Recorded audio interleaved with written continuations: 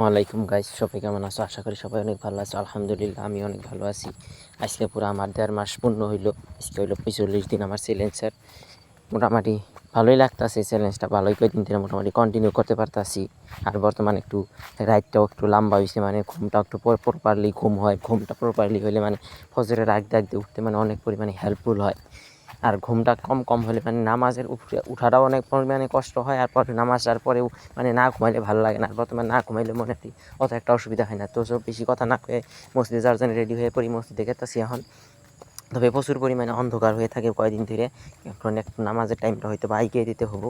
মানে এখন মসজিদে অবশ্য বেশি মানুষ হয় না, আমরা 2-4 জন হই। আমার এই যে কামটা করা লাগবো, নামাজের টাইমটা এগিয়ে দেওয়া।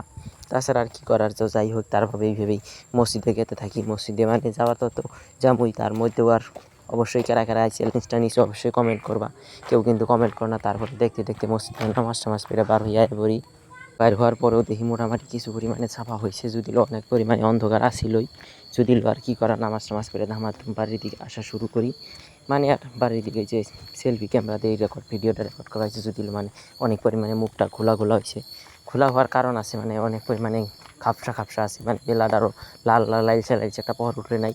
ওই টাইমটা মানে 5টার টাইম মতোই বাজে। তো তারপর ওইভাবে বাড়িতে যাই। বাড়িতে যাওয়ার পরে একটাবার বর্তমান 2 দিন আজকে অবশ্য যাই, দেখি যে আমার একটা ছোটো ভাই মানে বাচ্চাটি খাওয়া দিচ্ছে। তো সবাই ভালো থাকো, সুস্থ থাকো, অবশ্যই চ্যালেঞ্জ নিবে। আসসালামু আলাইকুম।